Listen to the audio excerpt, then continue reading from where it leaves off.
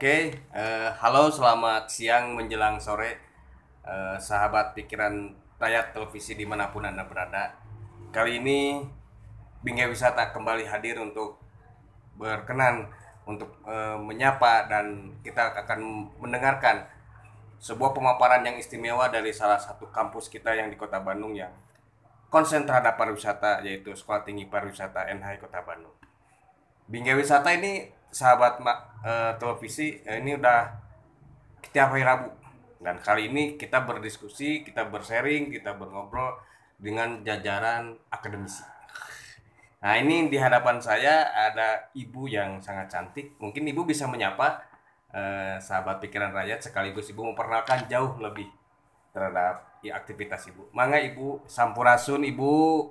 Baik, Oke. salam silaturahmi. Assalamualaikum. Waalaikumsalam warahmatullahi wabarakatuh. Aduh.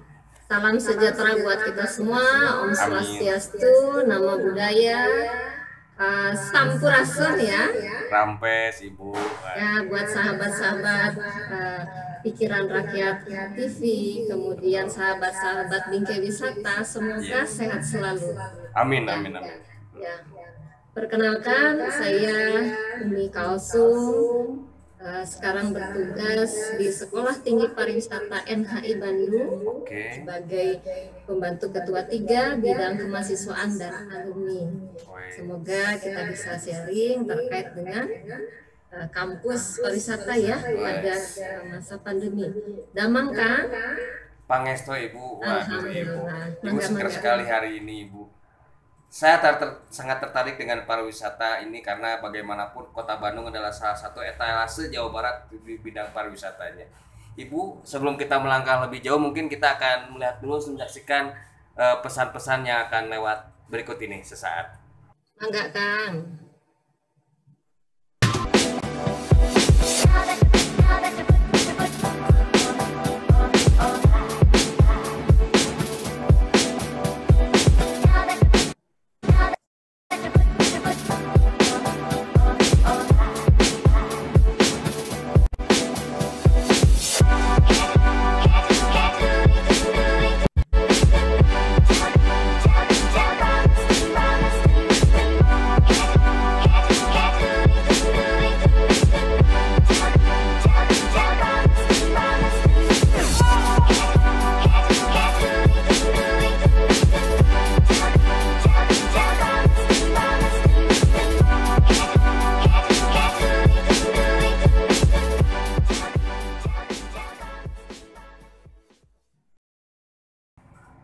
Oke, baik sahabat pikiran rakyat televisi, kita kembali lagi bincang-bincang dengan Ibu.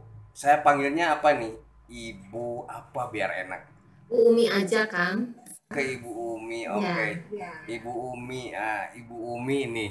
Sahabat pikiran rakyat televisi ini, Ibu Umi merupakan salah satu pembantu tadi ya di Sekolah Tinggi Pariwisata. Nah, keterkaitan pariwisata di Indonesia, khususnya di Kota Bandung nih Bu, ini sangat menarik. Tapi satu sisi kita mengalami satu gejala wabah yang sedang mengalami wabah virus ini. Ini gimana Bu cara menyikapinya kalau kita lihat? Hatur nuhun Kang, baik. Mungkin sudah kenal ya namanya STPNHI Bandung. Kalau secara kelembagaan kami ini berada di bawah Kementerian Pariwisata Ekonomi Kreatif, Badan Pariwisata Ekonomi Kreatif, salah satu perguruan tinggi di bawah kementerian lainnya, di samping ada 5 yang lain gitu ya.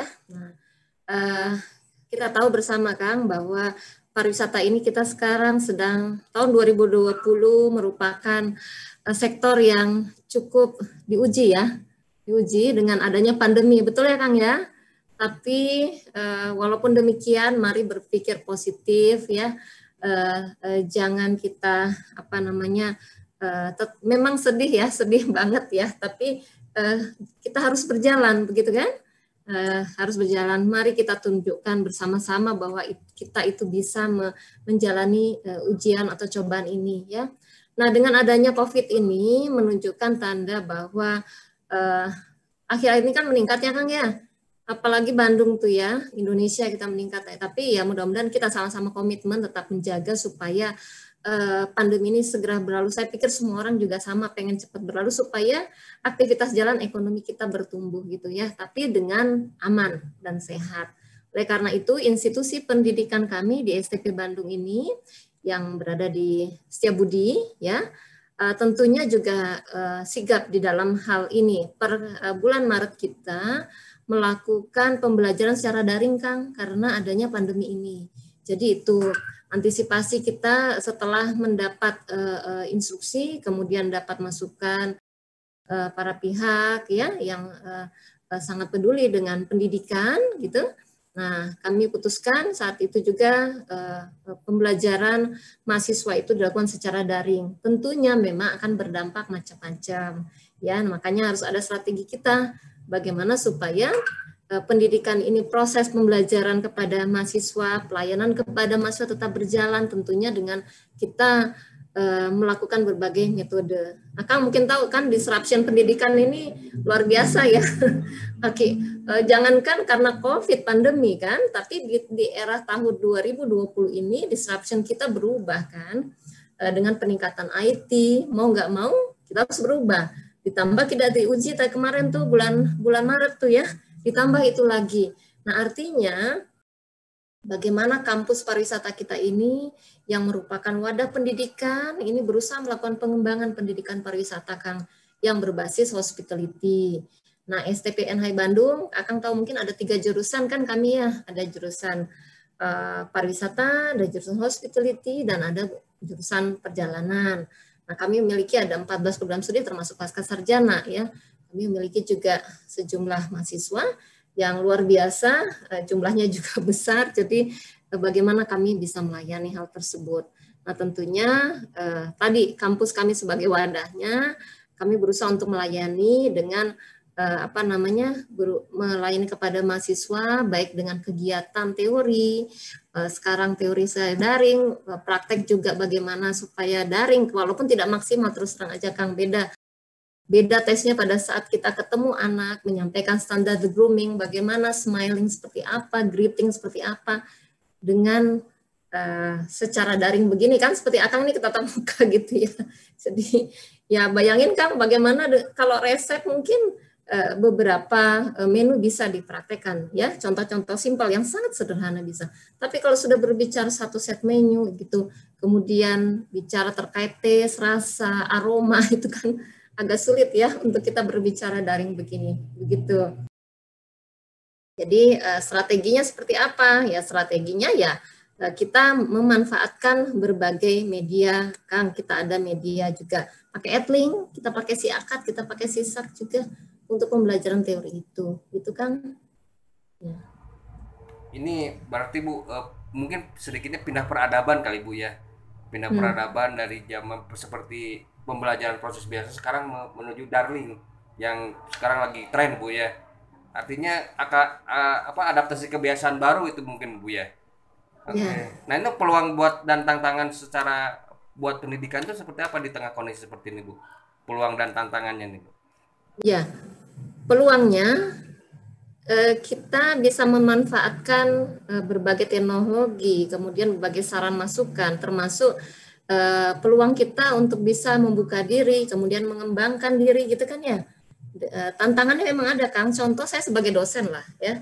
Secara saya dosen dituntut mau nggak mau yang tadinya bertatap muka dengan mahasiswa memberikan pembelajaran secara offline, ya kan, ngajar di kelas gitu. Nah saat ini kan tidak bisa, dalam arti anak-anak kita harus aman berada di lokasi yang aman begitu. Jadi mau nggak mau saya sebagai dosen harus berusaha dengan semampu kita masing-masing bagaimana memanfaatkan media yang ada, yaitu menggunakan data jaringan tadi begitu ya. Memang betul tantangannya baik di dosen pasti adalah arti gini lah, jaringan ya, kadang bisa, kadang kuat, kadang lemah gitu ya. Belum lagi anak-anak kita di sana, ada yang dari timur, dari Sabang sampai Merauke Kang. Jadi nggak ada semua di Bandung gitu kan. Ada juga yang di kota, yang dekat dengan stasiun, ada juga yang jauh gitu. Jadi ini merupakan tantangan. Kemudian bicara kuota juga kan, anak-anak harus punya bensinnya kan, termasuk dosen juga. Tapi alhamdulillah kami masih diberi bantuan juga terkait bantuan kuota, baik itu untuk dosen maupun mahasiswa, walaupun memang belum semuanya, tapi institusi berusaha untuk bisa memberikan yang terbaik lah Kang, yang kami bisa supaya anak-anak tetap belajar, beraktivitas prestasi. Begitu Kang? Ya Ibu, ini sangat menarik. Sebelum kita melangkah lebih jauh, nih kita akan saksikan dulu Bu pesan-pesan yang akan lewat berikut ini. Ya, mangga Kang.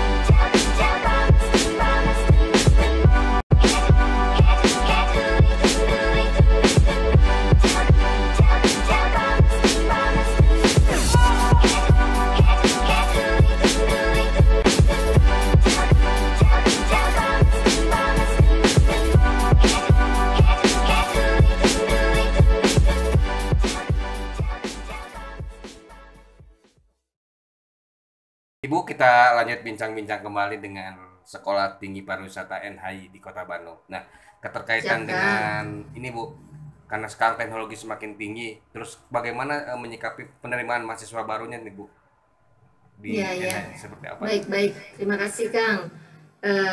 Tadi, maaf, dalam semester ini memang kita ada penerimaan mahasiswa baru, Kang, ya. Dan tidak seperti biasa. Kita lakukan juga secara daring, Kang.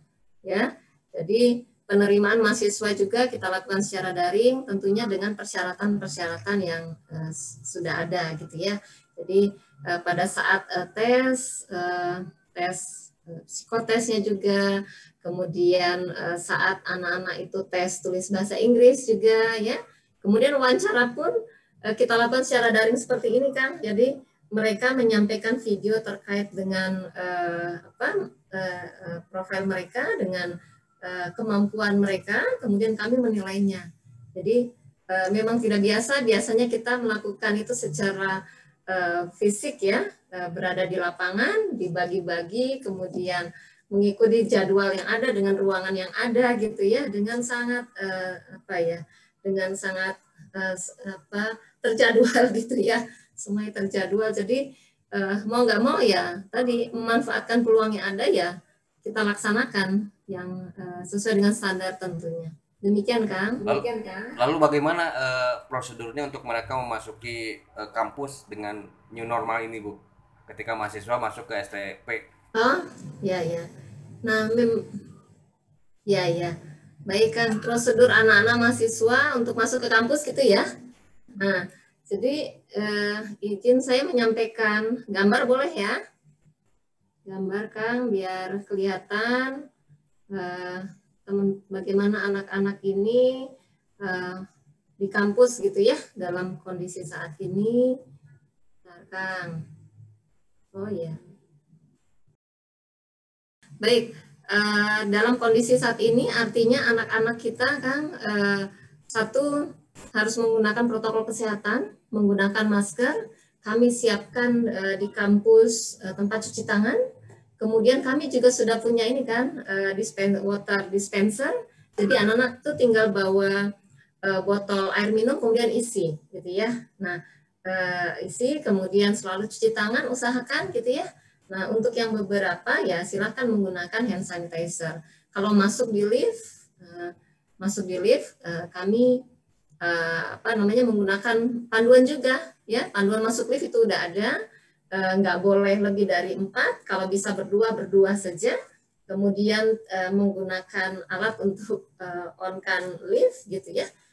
Kemudian di kelas juga sudah ditata ya, yang biasanya 25 mahasiswa harus 50% ya. Jadi mejanya ya kita ini meja 1 terisi, meja 2 tidak, meja 3 ini situ. Ya, itu Lalu ya. bagaimana tuh Bu kalau Walaupun memang anak-anak belum kuliah secara offline. terus kalau pembelajaran di dalam kelas Bu, prosedurnya seperti yang tadi Ibu sampaikan di apa? Prosedur di dalam kelasnya sih Bu sekarang. Ya, kalau prosedur dalam kelas kita tadi anak-anak itu masuk ke kampus ya harus dicek dulu ya, cek suhu tubuh. Kemudian ada security di sana kan, kemudian masuk ke dalam chamber dan yang bukan disinfektan ya, bukan ya, jadi tidak boleh pakai disinfektan untuk manusia, gitu. Kemudian setelah itu mereka melakukan apa namanya cuci tangan. Kalau tidak mereka sudah cuci tangan ya langsung saja proses ya. Kemudian pastikan bahwa anak-anak itu maskernya betul-betul terpasang ya, karena security kami ada di beberapa tempat gitu. Jadi ada yang maskernya miring, itu akan ditegur sama security. Termasuk dosennya juga. Jadi saya kalau misalkan agak miring dikit ya harus dilurusin gitu ya. Jadi kenapa? Untuk melindungi diri kita dan orang lain. Nah, kemudian juga jarak juga kan. Kalau ada anak-anak berkumpul suruh jauh. Tapi walaupun saat ini memang kami anak-anak kan tadi saya katakan semuanya mayoritas semua ada di luar gitu ya. Paling yang hubungan dengan kampus misalkan minta surat keterangan, kemudian ada sesuatu yang dibicarakan dengan program studinya, ada yang harus dibicarakan dengan akademik gitu ya. Jadi hanya beberapa anak saja yang ada di kampus. Kemudian hindari body contact dengan secara langsung. Jadi anak-anak memang dijaga gitulah supaya tetap sehat. Baik itu contohnya tidak menggunakan ini, biasa anak-anak kan pakai botol ini minuman ya, saling minum. Biasa namanya sahabat gitu ya. Sekarang pokoknya tidak boleh. Harus harus mengikuti protokol kesehatan ya. Kembali lagi untukmu dan untukku gitu ya. Nah, gitu kan. Jadi tetap dijaga. Protokol kesehatan pedomannya ada ditempel juga di beberapa dinding kampus kami. Nanti kalau akan kesini bisa lihat kan, udah lihat kan? Oke Bu, selain tadi aktivasi mahasiswa juga dalam hal ini di dalam kampus, aktivasi lain Bu di STP itu sendiri seperti bentuk pengabdian masyarakatnya masih berjalan atau apa buat para dosen itu sendiri dicek dan kesehatan juga sama itu Bu? Ya, betul betul Kang. Dalam arti anak-anak ini dalam pengabdian masyarakat kan pembelajaran itu kan ada secara teori ya, kemudian ada ekskul, ada pengabdian masyarakatnya. Nah, kemudian ada kegiatan hiburan mahasiswa, ada senat mahasiswa, ada kegiatan ini juga kan, wirausaha kita punya itu ya, wirausaha ada labnya juga. Kemudian library kami juga kita usahakan saat ini kita lakukan secara online. Nah, terkait dengan tadi pengabdian masyarakat itu kami ada dapur umum waktu itu kan, waktu di awal-awal pandemi kan, kita bantu masyarakat kita, kemudian ada pembagian sembako juga, kemudian karena kami di bawah Kemenparekraf membantu dalam hal pembagian mempersiapkan dan membantu membagikan ya 30.000 sembako Kang buat sahabat-sahabat kita, saudara-saudara kita yang terdampak COVID, khususnya untuk teman-teman yang bidang pariwisata gitu ya, yang dikelola dengan Dinas Pariwisata dan PHRI gitu. Jadi kita bekerja sama, jadi berharap teman-teman yang terdampak tadi bisa menerima walaupun sangat sedikit, tapi ya kita harus bersyukur kita masih bisa berbagi untuk sesama. Belum lagi kita ada juga dengan itu kan membantu juga dengan makanan untuk para medis dan cleaning service ya untuk kondisi COVID seperti ini begitu ya. Nah, itu untuk umum. Nah, untuk anak-anak kami di sini kami juga membagikan sembako saat itu ya. Sekarang sudah enggak lagi. Saat itu 155 mahasiswa kami bagikan. Ya, bersyukur. Kenapa? Karena anak-anak ini kan banyak masih ada kos kan, karena di tempat mereka itu memang zona merah. Orang tuanya juga menyatakan bahwa kalau pulang nanti kena gitu ya, kemudian nanti akan masalah di perjalanan. Tapi ada juga orang tua minta untuk pulang gitu ya, anak-anak pulang, kemudian kami yang memikirkan untuk anak-anak yang sekitar sini. supaya bisa dibantu gitu ya. Jadi kami berikan sembako buat anak-anak, ya lumayan waktu itu bulan puasa ya. Jadi membantu biar anak-anak juga kan waktu itu kantin maupun tempat makan pada tutup kan. Jadi anak-anak tuh agak susah mendapatkan makan. Tapi di samping ada sembako dari kampus, anak-anak juga di Senat Mahasiswa juga, dan di alumni juga menggalang juga untuk teman-teman yang lain termasuk kepada mahasiswa tadi. Jadi alhamdulillah banyak yang mensupport, banyak yang mendukung sehingga anak-anak mudah-mudahan sehat selalu begitu, ya kan? Waduh, ini sangat menarik Ibu bincang-bincang. Ternyata satu sisi Sekolah Tinggi Pariwisata sangat peduli terhadap konsen kesehatan, tapi satu sisi juga tidak mengabaikan bagaimana akademik harus tetap berjalan, Bu ya. Betul kan, Oke, betul. nah ini sahabat pikiran lihat televisi ini menjadi satu acuan bagaimana menyeimbangkan antara pola kesehatan dan pola pendidikan. Ibu, ini tidak terasa nih kita sudah di penghujung waktu nih di bincang-bincang Bingkai Wisata. Mungkin ada sedikit closing statement, pesan terhadap sahabat pikiran lihat televisi mengenai yuk kita bangkit bareng terhadap dunia pariwisata gitu, Ibu. Ya, baik. Sebelumnya nanti ada video sedikit ya Kang ya. Baik sahabat-sahabat Bingkai Wisata ya, untuk saat ini memang kita sama-sama sedang diuji ya, baik kepada seluruh masyarakat ya, kita manfaatkan kondisi ini secara positif ya. Untuk anak-anakku, para mahasiswa dimanapun kalian berada ya, tentunya kampus sebagai wadah pendidikan, kampus akan berusaha untuk melayani kalian semaksimal mungkin ya, walaupun secara daring, karena ingat pendidikan ini kan kita ada olah ruh. Jadi bagaimana kondisi ini kita sadar gitulah, sadar diri. Kemudian ada juga olah rasio, kita harus terjalan gitu ya. Kemudian ada juga olah rasa kita dan olahraga kita. Jadi 4 itu tolong disiapkan ya supaya kalian sehat semuanya ya. Ibu harap tolong bersabar terkait kondisi ini. Mari kita kompak sama-sama jaga kesehatan ya, dengan menggunakan protokol kesehatan, masker ya. Kemudian selalu cuci tangan, jaga jarak kita ya. Kemudian tetaplah selalu olahraga supaya sehat produktif. Terima kasih. Salam sehat buat semuanya. Mantap, sangat keren sekali ini Ibu tadi menyampaikan closing statement nih.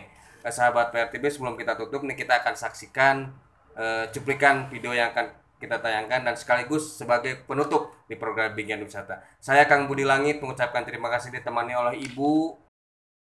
Sama-sama Kang. Ada pedoman, kita punya banyak pedoman ya Kang terhadap pedoman untuk menghadapi pandemi ini ya. Pedoman kesehatan ada di kampus, yang ini karya mahasiswa. Kalau yang lain ada di YouTube banyak ya. Oke, terima kasih. Sampai ketemu lagi di episode berikutnya di Bingkai Wisata bersama Pikiran Lihat Televisi. Ini kita saksikan cuplikan berikut ini. Pamit Ibu, terima kasih. Sampurasun. Rampes Kang.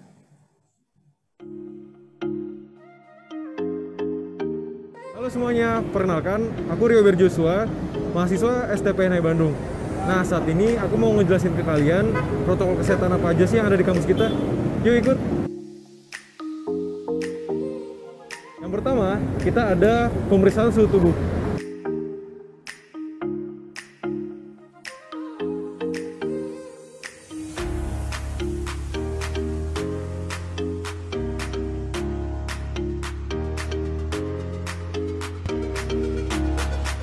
Setelah itu, kita masuk untuk sterilisasi secara menyeluruh.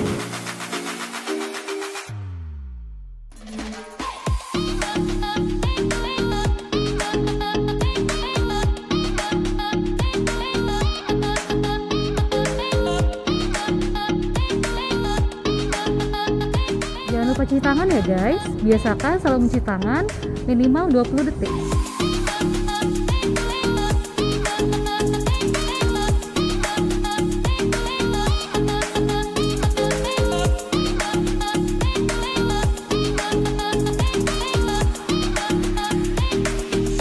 Nah, usahakan untuk selalu menjaga jarak ya guys.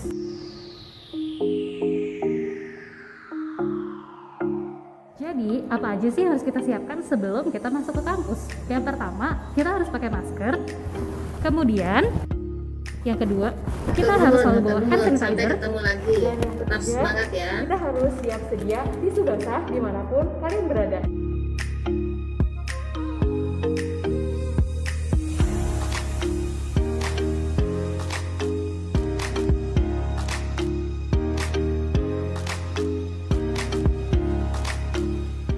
Untuk di liftnya itu sendiri juga sudah ada pola untuk tempat berdiri.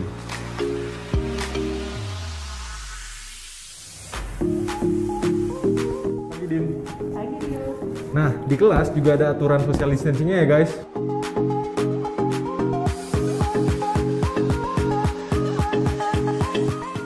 Halo teman-teman, sekarang kita akan diskusi dan jangan lupa untuk cuci tangan. Untuk bersalaman kita hanya cukup mengangkat tangan saja. Selamat pagi Bumi, selamat pagi Afifah.